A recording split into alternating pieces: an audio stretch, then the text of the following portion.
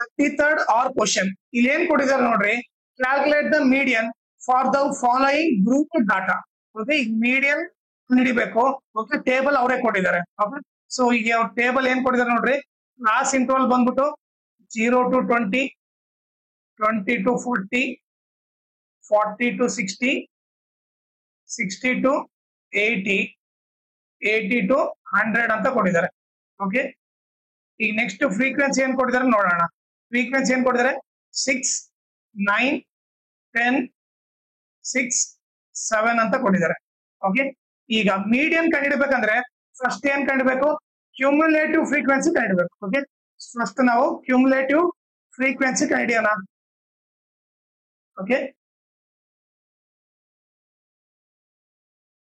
So ಅವಾಗ ಏನಾಗುತ್ತೆ, cumulative frequency ಇಲ್ಲಿ 6 ಆಗುತ್ತೆ. ಆಮೇಲೆ ಇಲ್ಲಿ ಈ 6 ಗೆ ಈ 9 ಆಡ್ ಮಾಡ್ಬೇಕು. 6 + 9 ಎಷ್ಟಾಯ್ತು, 15 ಆಯ್ತು.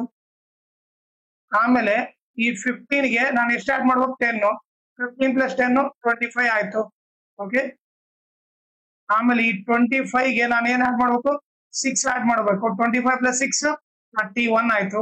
ಈ 31 ಗೆ 7 ಆಡ್ ಮಾಡಿದ್ರೆ ಎಷ್ಟು ಬಂತು, 38 ಬಂತು. ಓಕೆ, ಸೊ ಕ್ಯುಮುಲೇಟಿವ್ ಫ್ರೀಕ್ವೆನ್ಸಿ ಕಂಡುಹಿಡಿದ್ವಿ. ಆಮೇಲೆ ಈ ಫ್ರೀಕ್ವೆನ್ಸಿ ಟೋಟಲ್ ಮಾಡಿದ್ರೆ ಎಷ್ಟು ಬರುತ್ತೆ, ಟೋಟಲ್ ಮಾಡಿದ್ರೆ 38 ಬರುತ್ತೆ.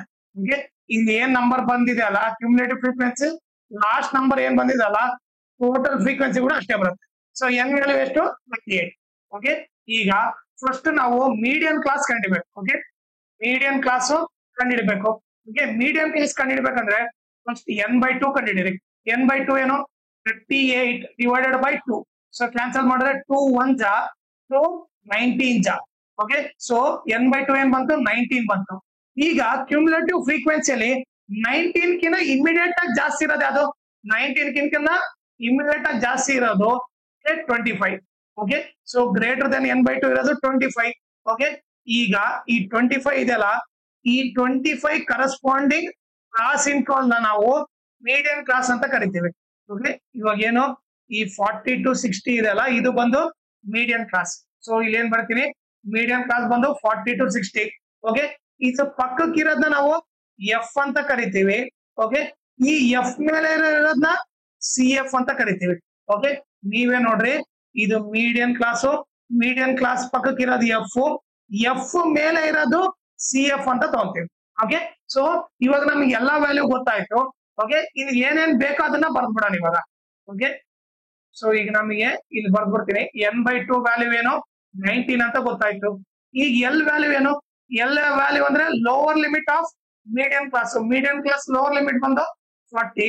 ಸೊ ಎಲ್ ವ್ಯಾಲ್ಯೂ 40 ಆಯ್ತು. ಓಕೆ, ಈಗ ಎಫ್ ವ್ಯಾಲ್ಯೂ 10 ಅಂತ ಗೊತ್ತು. CF ವ್ಯಾಲ್ಯೂ ಏನು, 15 ಅಂತ ಗೊತ್ತು. ಓಕೆ, ಈಗ ಇನ್ನ ಏನು ಹೆಚ್ ಕಂಡಿಡ್ಬೇಕು. ಹೆಚ್ ಫಾರ್ಮ್ ಏನು, upper limit minus lower limit.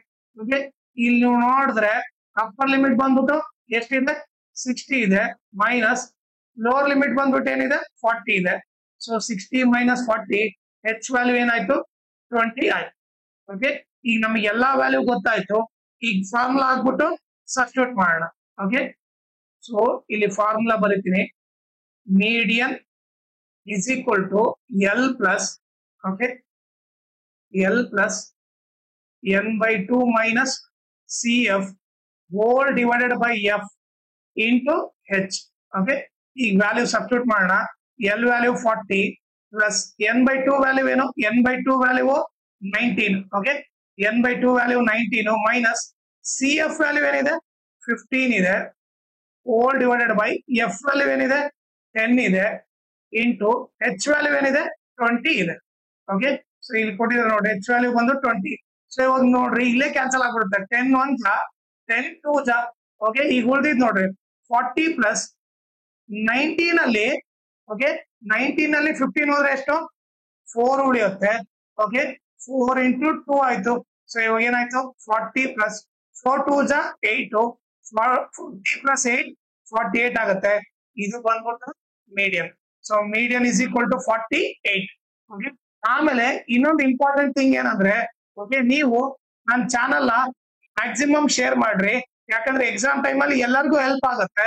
ಆಮೇಲೆ ಈ ವಿಡಿಯೋ ಡಿಸ್ಕ್ರಿಪ್ಷನ್ ಅಲ್ಲಿ ನಾನು ನನ್ನ ಇನ್ಸ್ಟಾಗ್ರಾಮ್ ಟೆಲಿಗ್ರಾಮ್ ಚಾನಲ್ ಲಿಂಕ್ ಹಾಕಿದ್ದೀನಿ.